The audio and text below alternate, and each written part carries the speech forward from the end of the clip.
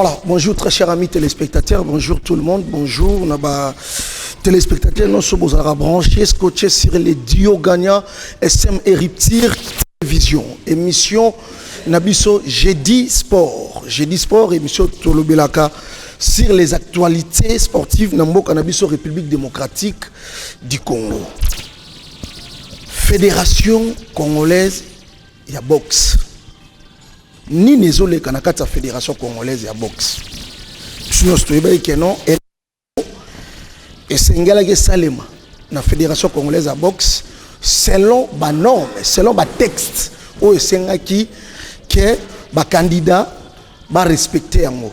Mais tolali tolamuki to moni les candidats sortants à organiser élection selon y batunaye.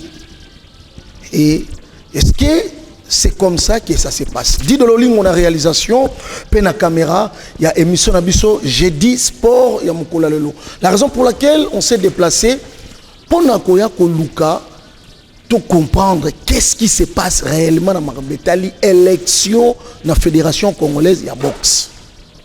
Natonga Lelo, Toyambi, les champions Manda Mukadina, équipe Naye, Mobimande to Solola, par rapport à l'actualité, il y a élection, la Fédération Congolaise, il y a boxe. Champion, bonjour. Bonjour. Boni. Madame.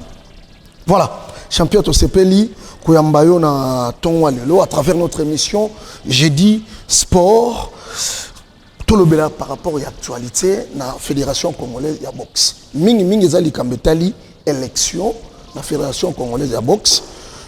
Est-ce que élection, Oyo, tu apprendre que ça les maquis selon yo est ça normal ou des anormalités? C'est normal, c'est un jeu d'enfant. Jeu d'enfant parce que l'élection ça la marande on a été élection il choisir entre deux choses. OK. Choisir entre deux personnes. Très bien. Des élections. C'est quoi élection aux ayo moko va choisir ni? OK. Candidat oyo va retenir na commission électorale oyo ya lokuta ya ba master. Il y a un club d'amis. Commission électorale, il y a un master, il y a un club d'amis. Malembe champion, Malembe. Nga alingi to éclaircir ba téléspectateurs ba Hollande biso. Tant on la commission électorale, il y a club d'amis, il y a un master. C'est-à-dire, selon vous, vous allez reconnaître la commission électorale ou en athée? Exactement, qui n'a pas reconnaître en côté, mais le problème est que ce que vous avez commission, président de la commission à voisin, bon, mais la chaque pourquoi. Ce que vous avez na quatre commission. Bateau yo bozana bango na comité olympique pour boza ba master na yo oza pe membre du comité olympique ango zo salate eza na suspension elingo lobani eza club d'amité mboko eza mi beko basala batalam kana tongo te eote na che commission yo che commission zanani yo moko olinga match on ozulinga yo moko match après au ko arbitre na yo ba juge de touche na yo moko arbitrer match mise en place il y a commission électorale et ça qui sur ordre kaka ya président il y a fédération il y a la muki atie batu na ndenge na yo ou bien processus moko o permettre que toute tendance va se mettre ensemble pour la mise en place il y a commission électorale commission électorale à la muki yemoko atie commission électorale à respecter le texte. Le texte des ministres à travers le service naïe va choisir nani va faire partie de la commission électorale. Et puis va titre na bango et ebani. Voilà, bazoa n'importe qui était à la présidente de la commission. Il faut azala mutuya mibeko. Très bien. Voilà. Donc l'actuel président de la commission a évité na évité profession na constaté na évité qu'il y a voisin il y a ancien président de la fédération. OK. Voilà. Aza voisin na wana na évité que ba maila kopo chaque pourquoi. Voilà. Wana ndena évité. Très bien. Voilà, merci champion za emoté toujours aza na équipe na Mobimba. Guido Lolingo accompagné biso. Papa, bonjour. Bonjour. On s'est présenté comme Monani. Comme Langai, M. Flori, Movoto, Mozambique, Movoto. Ok, M. Moboto, de Movoto. Voilà, M. Flori, Movoto, Pemeni, Awan, l'émission de Jeudi Sport, Rosanani, et la fédération boxe, mais c'est Flori Movoto, président de la Ligue de boxe professionnelle. Ok, président de la Ligue de boxe professionnelle. Étant président de la Ligue de boxe professionnelle, ce qui se passe actuellement dans la fédération congolaise de boxe, donc champion lobby, ce qui s'est passé dans Maramba. Sangani basali muziki nde na ba commission na ndenge kiri tolali tolamuki tomoni bete to bengena ni ancien président bien actuel président ya fédération selon rapport à ce qui s'est passé. Merci. En sortant la fédération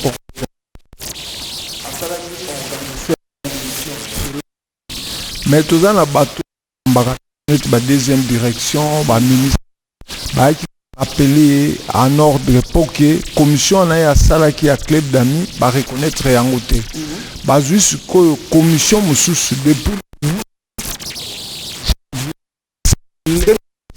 2026 ba être ya ko annuler commission o ya lettre on est comme les bango le 10 que commission na ba reconnaître yango te ba annuler yango ba sali commission ya sika ya ko nommer président na premier vice-président kata commission oyo et salamaki na ministère du sport ba membre de la fédération le 10 janvier donc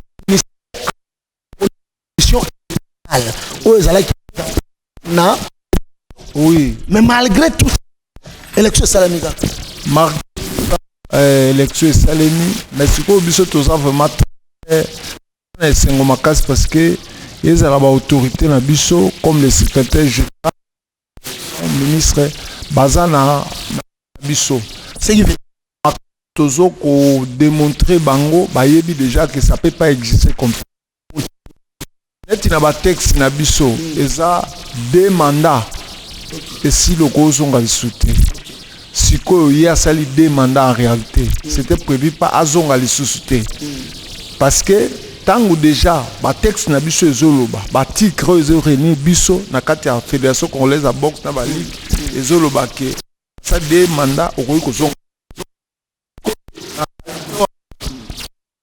secrétaire général nde yango siko basali ke eloko nyonso biso tosala il faut totambola na ba loi sportif ozo relier mboka na biso mais le président sortant de la fédération congolaise de boxe yé makambo wana etali était parce que quand on dit que ba komeli lettre pendant les 10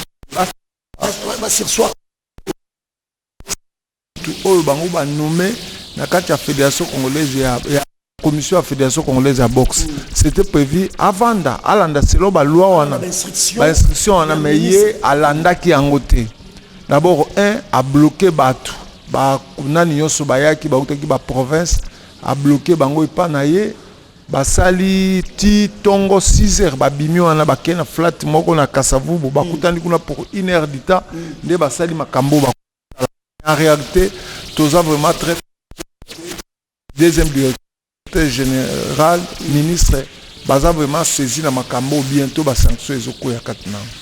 Très bien. Bientôt ba sanction ezokoya par rapport à ce qui s'est passé et pas il y a président sortant, il y a fédération congolaise, il y a boxe. Mais c'est David Pemba oza secrétaire général il y a boxe professionnel. D'après tout ce qui se passe, Tolandi champion Mandamukadi, Tolandi papa Nabiso mon photo et tout ce pas de David Pemba. D'après tout ce qui se passe, papa Nabiso mon photo si biso abi boza satisfait parce que ministère à sport même secrétariat général baza saisi na makambo no seleki et puis kalamingi te ba sanction ezokoya. D'après yo nino ko bakisa ou bien nino ko loba na makambo no seleki. Merci les journalistes pour la mission. D'abord, on a corrigé la secrétaire général de la boxe professionnelle, la secrétaire nationale de la boxe professionnelle. Ok. Alors, makambo président Mukadi a le dit, na président Movoto a le dit, ba le dit bosolo. parce que na mibeko ya loi sportif oyo nyonso tu na liboso ti na suka soki oparcourir de bout en bout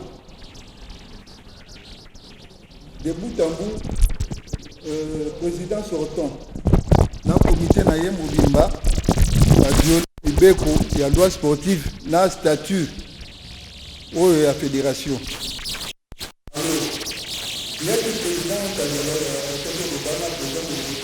par rapport à la commission illégale installée par le président sortant Azwaki Mukanda, Lokasa, il y a deuxième direction. Ba interpellé ye lokola aza récidiviste ye musala na ye kobuka mibeko yango wana a s'entêter notamment ake ko organiser l'élection a sécréter d'abord ba représentant oyo ya ba ligue a sécréter ba représentant ya ba ligue oyo ba utaki ba province et pas na ye abemi bango quelque part pour imposer bango volonté na ye ndeko David ba représentant ba ligue ba utaki ba province ba yebi ba loi ou bien ba texte to ba yebi yango te pour ba combattre na niveau ba se laisser faire ba yebi ba texte to ba yebi yango te ndeko journaliste ba représentant ya ba ligue provinciaux na ba représentant ba entraîneur nyonso tu ba yebi libeko mais ba condition oyo ba tcelaki bango ba condition ba tcelaki bango donc et permettait que bazala ba respecter non bazala na liberté parce que mutu moko te même ba boxeur même ba dirigeant ba yebi ndenge président sortant se comportaka c'est pas caché, tout le monde connaît quand déjà ministre a fait ses instructions la secrétaire général qui la deuxième direction va suspendre l'élection à les 31 pour une date intérieure Moutou Yemoko sans respecter Bariachi Azobuka Bibeko et bon moi sikoyo bato akamba azo abandonné kokamba tant baye baouti intérieur soi-disant pour l'élection baye qui que bazaki au courant que zaki suspendu mais bazaki peut retourner le roi bazaki logé babengisi bango bon vacances neti bon bazo sur la réunion mais surtout qui que les élections bandimi pe ba participer dans l'élection papa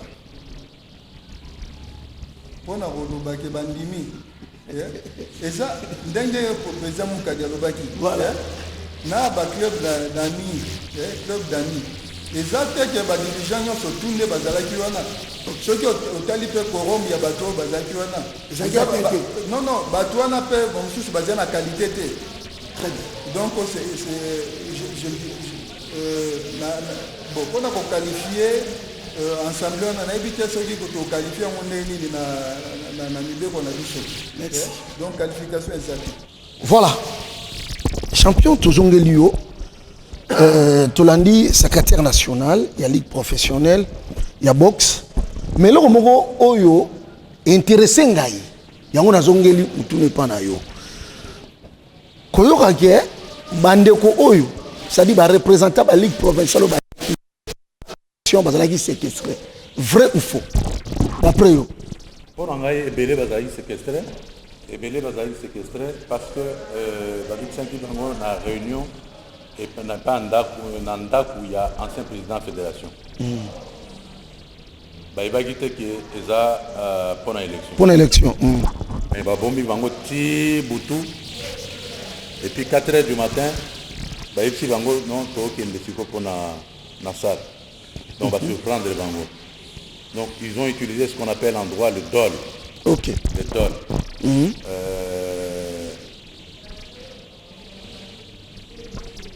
Avec le DOL, Mukanda est ministre. D'abord à convaincre les bateaux que Zach Mukanda est ministre. Mukanda, oh, Yosa Muka demande à Mutakomia. Mutakomia, donc, pour aller. Hier, il y a qui est solo. Après, à solo, là, qui est déjà un ministre. Et le ministre a maintenir quelques décisions, il a annuler l'élection. Ok. Mais qui a convaincre le ministre qu'il faut ça l'élection. Le ministre a beau y aller, il faut respecter Makamoto Zolo. Mais malgré wana, la conversation le ministre a convaincre Batou car que Mukanda est un ministre même si est un ministre, il faut la face et zangai et zabinoté. Ok. Et le Waliboso. Et le Wami Balé, Batouana Babanda Ozela, libérateur. Ils attendent que Batounio soit qui va voter. Mais si elle va monique que Batou Baza aux alentours na Bangote, Baza na Bangote. Lui tout ça dans pour l'ingate parce que beaucoup de gens na Batounio soit Baza la guerrière. Moutounio soit voté en pose à la guerrière. Très bien. Et ça na ba oyo Baza guerrier, c'est quoi zome ma Batou pour na logique wana. Mais ça na ba oyo Baza na principe au babenga na churuba. Babenga na churuba. Udu c'est la ma ou kita. Ce qui veut dire? Qui veut dire muto abali maman de papa. Ok. Si ko bato mondelo na koningate o pesa bango ba faute o pesa bango. Non. Donc biso toza pe responsable quelque part, ya ko tika ye dengo wana parce que to lobby eza état de droit, il faut to qui na droit. Yé à respecter la droite. Donc il fallait to qui na na dengue à respecter la droite, to respecter pe droit ya ngote. Très bien. Mais dengue to respecter droit, to zona côté ba légaliste. Yangwana a eu occasion pour ça l'aventure na yoan. Mais champion, élection peut ça normalement il s'engage les représentants. Il y a Dabs pe Bazala. Est-ce qu'il va représenter il y a Dabs Bazala qui légal il y a Dabs Bazala qui té. Bazala qui té. Moko on sala kana Dabs Bazala qui kuna na compte na yemoko. Yemoko. Compte il y a Dabs té. Et puis si va comme là qui est déjà. Na éviter yena Dabs que le kandenge ni mais à sala kana Dabs azali na commission oyo ya lokuta oyo basala oyo ya loyo asala ya club d'amis. Ya club d'amis. Voilà. Donc yenda kendaki selon ye ko représenter Dabs tindaki mututé. Voilà. Secrétaire général tindaki mututé. Ministère à sport tindaki mututé. Ministre à sport yemoko komaki ye a rejeté Mukanda ya ministre à sport a lobby aza prêt à kosala chaya na boloko ba chaya na. Donc lié à respecter na mibe côté. Depuis kala. Oh. Ça a déjà suspendu au Ebi Keza général de la police, a suspendu. Bon, toloba vie privée mais vie privée wana éducation ya ndenge na yanda kwa yango zolanda tilelo. Bo soki obotama na famille, o respecter na yo papa te, o respecter na maman te. Et ça difficile de respecter muto libanda. Voilà. Et ça difficile de respecter mibeko. Très bien. Voilà. Et ça le kola ba chèque to za na bango. Mais parce que déjà ndako de décalage ezali. Ok. Vous comprenez? Oui. Donc, si vous avez un modèle, on a officier supérieur, il y a police. Vous vous rendez compte? Dans la situation de Chambo. Très bien. Voilà, champion, tu as pour conclure. Papa Kapanga, bonjour. Papa Kapanga, vous êtes candidat 3e vice-président dans l'élection Oyo. Il y a eu Salema, mais ça a annulé. Nakomona modèle makamaki oyo ba écarté yo oyo candidat na commission électorale wana ozaki mise en place o ba écarté ki yo na organisation leki ojijango koma nyonso de fond en comble olobi nyonso de fond en comble eza correct te nyonso de fond en comble eza correct. Hein? Eza correct. Parce qu'on a vu que Balongola qui déjà commission wana. Malgré tout. Commission, mais fédération est maintenue commission wana. Fédération est maintenue. Par orgueil. Orgueil personnel. Hein? Il est orgueilleux. Alors, il faut continuer. Ça, personne ne peut. Olobi mo eza yango te. Aza indiscipliné, aza orgueilleux te. Orgueilleux eza eloko mususu. Eza indiscipline. Aza indiscipliné. Yo zo benango orgueilleux. Sincèrement, c'est un problème. Je pense que je n'ai pas beaucoup apprécié. Je dirais même que ce n'est pas la première fois qu'il le fait. Donc façon Aza indiscipliné. Et il faut que cette histoire s'arrête. Je crois que ministre à suspendre l'élection nini message au papa candidat président pour lancer na bayi masano nyonso oyo bazala kosa boxe Congo et tout. Je crois que le moment est venu pour que va réglementer une fois pour toutes, disons, commencer par suspendre nani. La suspension, comment? Parce que comportement naïe, chaque fois c'est la même chose. Chaque fois il y a une certaine indignité dans son comportement. Et qu'il est hasard pour estimer que c'est un intouchable ou c'est l'homme qui peut faire tout comme il le pense.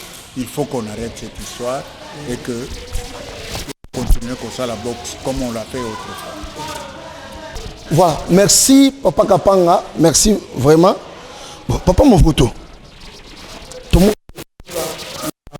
émission à Monsieur Alelo, message étant président, il y a ligue professionnelle, il y a boxe, message nous qu'on lancé, na ba boxeur, na ba c'est-à-dire bande konoso ba outil province ou ba système na élection aux suspendu na ministre ya sport message nous lancé na bango et puis processus nini en entendant décision oyo ministre a obimisa après suspension suspendre élection au outil salema d'une manière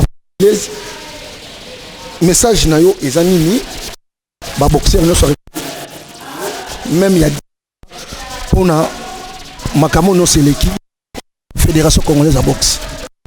Merci, monsieur.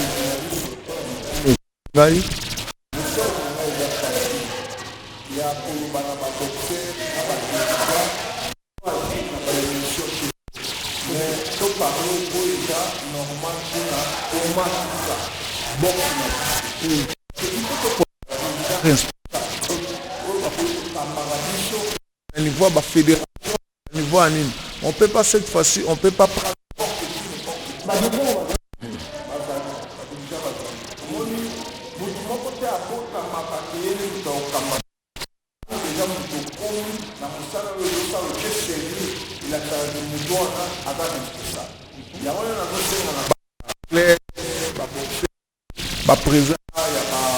La commission nous allie, il y a des athlètes, il y a des boxeurs, il y a des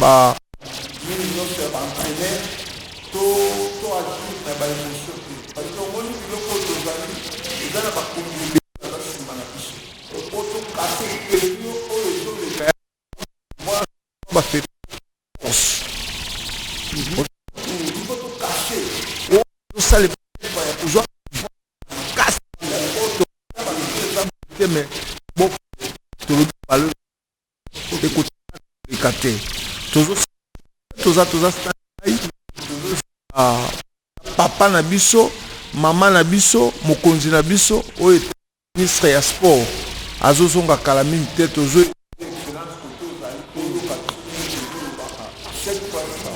les cas na ba ministre sortant o bakitana ki na yo et répéter les sous-sutés parce que tozaki na ancien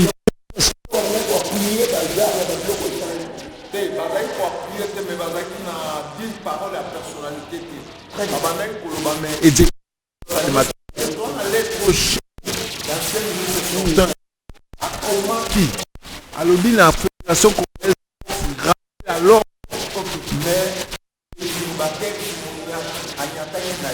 mais toujours sur un ballon de ministre pour le moment vraiment papa aider les nous la comité olympique comment faire la boxe et que les sport bato bakanisaka ministère ya sport ezaka football te ozomona yango wana soki tozolela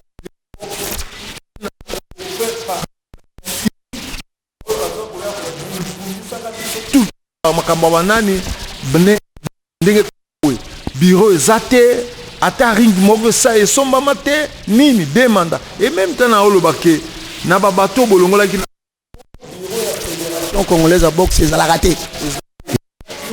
congolaise à boxe ezalaka pe eza te yango na sikoyo nazoloba ke c'est eza te mais en tout cas mpona sala barecherche mpona bolongo bolongolaki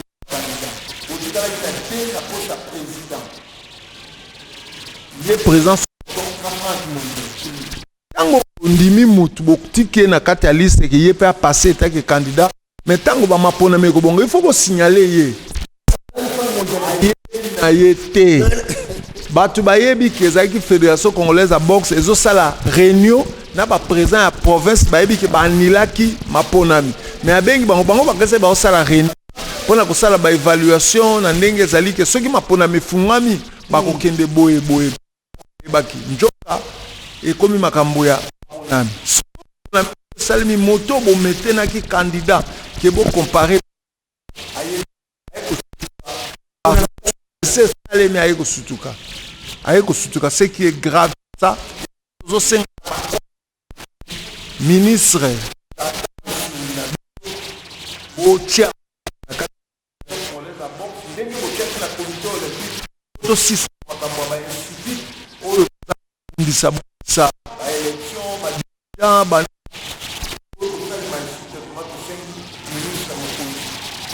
vraiment abeta bien papa movoto ndeko David voilà ndeko David tokomi na suka ya émission na biso lelo message nini okolancer na ba boxeur nyonso par rapport ya ce qui se passe actuellement na fédération congolaise de boxe na ba dirigeant nyonso tout l'air est au changement donc l'air est au changement donc le président sortant a sali temps na ye et sikoyo eza mopepe ya sika bakonzi mosusu baroya na ba projet o bazana ngo ya kitoko pona kotombola masano ya Lubotu. Donc base à la kimia toujours la excellence ministre et tango roya donc à trouver solution pour la boxe base à la kimia. Voilà, merci. Champion toujours succès na yo. Avant de passer le message à Souka, nous avons dit que peut informer que l'élection au Salem. Cette manière de faire les choses. Est-ce que ça honorer vraiment boxe la République démocratique du Congo? On a place cette manière de faire les choses. L'émission est en lingala, mais il y a en français. L'olenge au sala. On a répondre en français. Voilà. Donc il y avait une élection, c'est pour choisir. Le président, le candidat Franck Mondelo était absent de la salle. Il ne savait pas où se passait l'élection et à quelle heure ça se passait. Ça signifie que M. Ruyoyo était seul dans la salle. Oui. Et sans l'autre candidat, il ne savait pas où se passait l'élection parce que c'était en cachette. Ce n'est pas une élection, c'est un jeu d'enfants. Très bien. Et son Excellence, Monsieur le ministre des Sports, va prendre des mesures parce qu'en effet, M. Ruyoyo a défié l'État. Ok. Il a défié l'État. C'est intact. L'État, c'est l'État. L'État, c'est l'État. Champion au mot de la fin de la boxeur nyonso la République démocratique du Congo parce que tout ça ce qu'on a un changement. Boyebi box na biso eza box tous en un mot d'ordre moko eza discipline. OK. Siko modèle tous monela na sommet ya fédération eza indiscipline.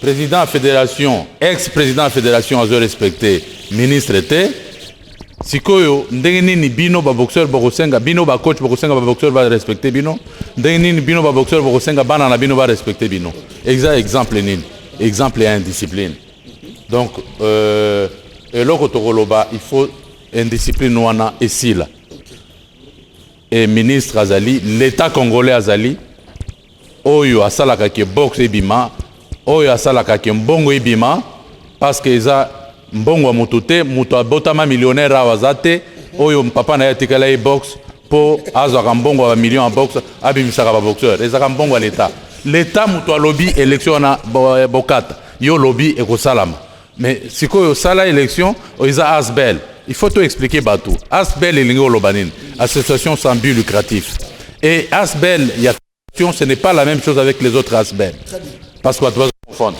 les asbel asbel et la fédération les asbel étatique ba asbel mususu za ba asbel privé alors il ne faut pas confondre les deux asbel privé l'état n'a rien à voir dedans mais asbel étatique l'état a avoir dedans parce que l'état mutu apesaka mbongo mpo wana asbel wana donc ozala te ozwaka mbongo ya l'état osakana nango osomba mapango na yango osalaka na nango makambo na yo nyonso ya vie après oloba eza asbel era élection non mbongo ya l'état malonga ezali te eloko te tokobandela wana te président ma votation alobaki président ba ligue bavotaki ye bayebi résultat ndenge nini ezali mais bango babanda kozela un sauveur. Le président de la Ligue va un sauveur. Mais il y a eu les kidnappings qu'il y a eu. Ngai souci nangai zelaki que tous à l'après à Kolongo la kidnapping wana. Mais à Saliango, mais la loi c'est la loi, l'État c'est l'État, l'État va s'imposer. Voilà. Merci président.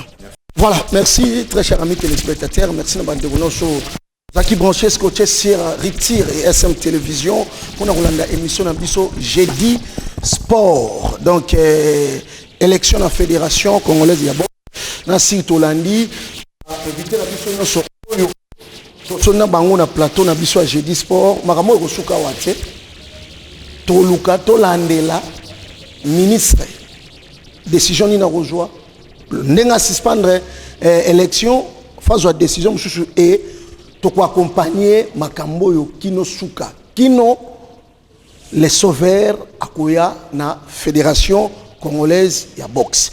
Merci Dido Lolingo na réalisation pe na caméra ya émission oyo tokutani prochainement. Ciao.